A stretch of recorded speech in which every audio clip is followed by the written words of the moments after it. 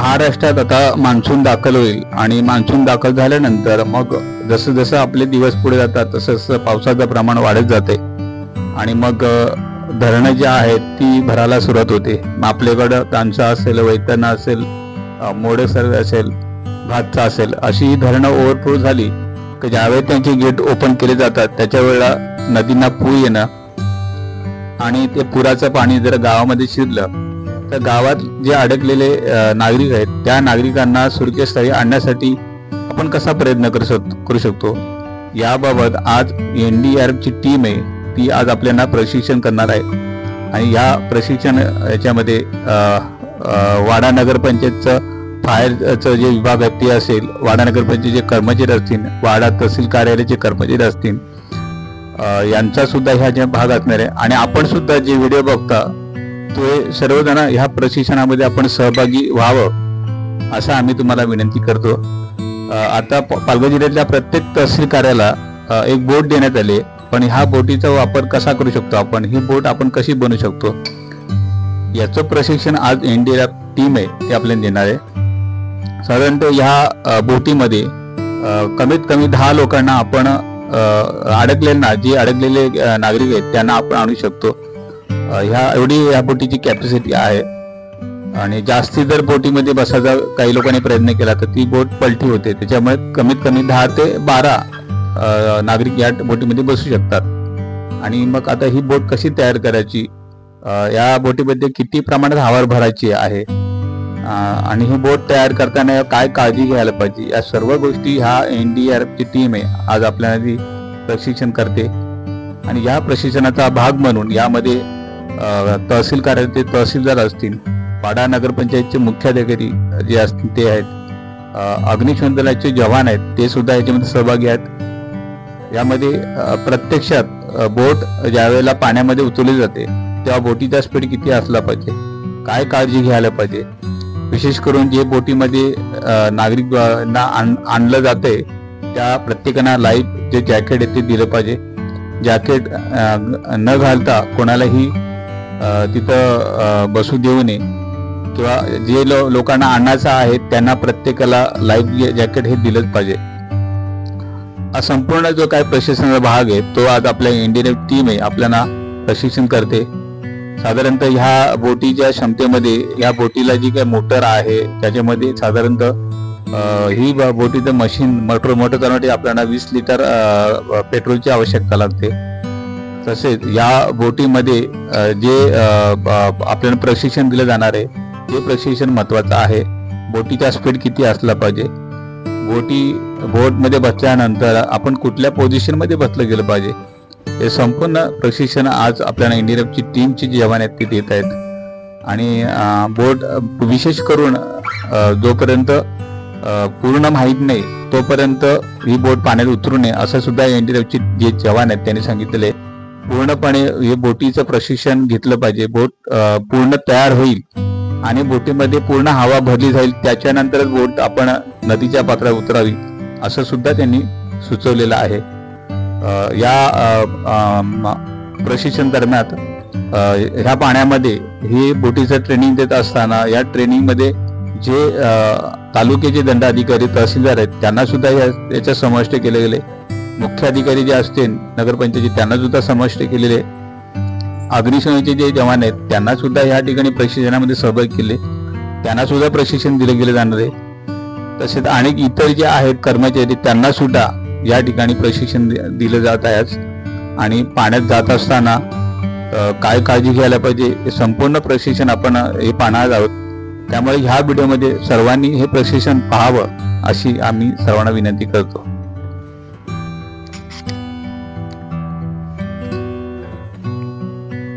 Plate लगा दिया, उसके बाद चैनल, सबसे इसमें हार्ड वर्क चैनल लगाना है. और चैनल लगाने का सिर्फ प्रैक्टिस है.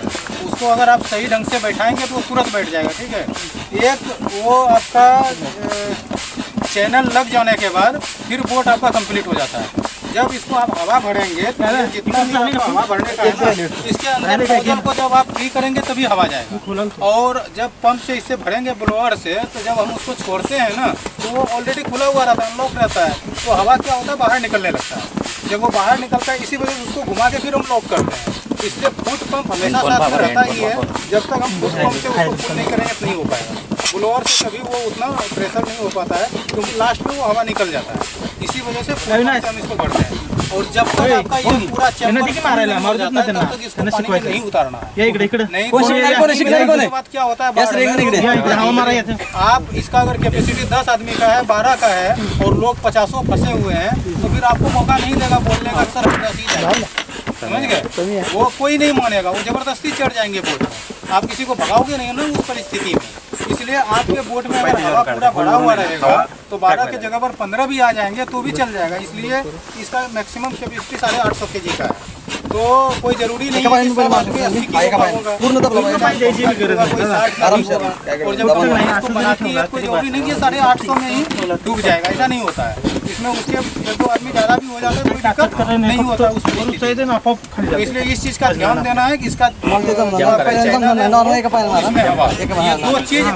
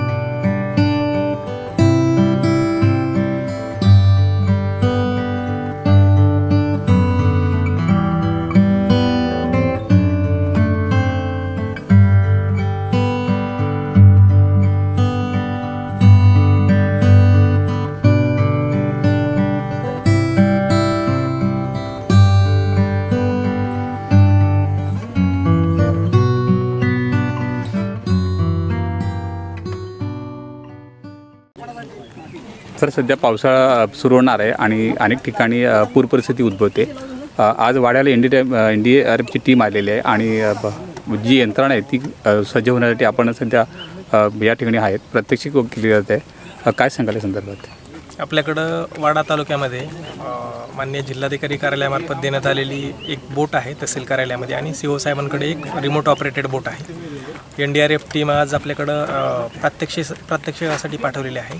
सदरच्या टीमकडून दोन्हीही बोटीचं प्रात्यक्षिक करून घेण्यात येणार आहे आणि बोटीमध्ये जवळपास 850 किलोग्रॅम वजना इतपत म्हणजे 12-13 व्यक्तींना रेस्क्यू करण्यासाठीच्या दोन्ही बोट आहे आणि दुसरी जी आहे ती रिमोट ऑपरेटेड, म्हणजे आपल्याला कुठेही जर पूर परिस्थिती उद्भवली आणि त्यामध्ये व्यक्तींना वाचवायचं असेल तर रिमोट ऑपरेटेड बोट पण आपल्याकडे उपलब्ध आहे. त्याच्या अनुषंगानं आज जिल्हाधिकारी कार्यालयामार्फत NDRFची टीम वाडा तहसील कार्यालयामध्ये आलेली आहे आणि त्यांच्याकडून हे सर्व प्रशिक्षण तहसील कार्यालयातील तलाठी, मंडळाधिकारी आणि मुख्याधिकारी यांच्याकडील स्टाफ यांना देण्यात येत आहे. सर, तालुक्यातले जे नागरिक आहेत त्यांना तुम्ही काय आवाहन कराल? म्हणजे त्यांना जर संपर्क केला असेल तर ते कसं करू शकतात?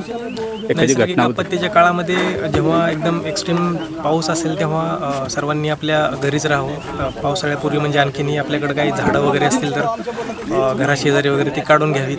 पावसाळ्यामध्ये आपल्याकडं संपर्क तुटणारं गाव तर नाही आहे, परंतु जास्त पाणी असेल तर पाऊस असेल त्यावेळेस शेतीची कामं किंवा दुसऱ्या कुठल्याही कामासाठी बाहेर पडू नये. तर आपल्याला संपर्क करण्यासाठी कुठला आपल्या टोल फ्री क्रमांक किंवा कुठला क्रमांक असणार आहे का तहसीलला? तहसील कार्यालयामध्ये एक लँडलाईन नंबर आहे, मुख्याधिकारी यांच्याकडे एक आहे आणि BDO ऑफिसला पण आहे. तसेच माझा वैयक्तिक नंबर आहे, BDO साहेबांचा आहे, मुख्याधिकारी. आपला जर नंबर आम्हाला सांगितला तर याच्यामध्ये बरं पडेल स्क्रीनमध्ये. माझा नंबर 9158989520 यावरती कॉल केला, काही अडचण असेल तरी रिप्लाय दिला जाईल. तसंच तहसील कार्यालयामध्ये जो लँडलाईन आहे त्याच्यावरतीही कॉल केला तरी आपल्याला नक्कीच मदत मिळेल. Subscribe for more content.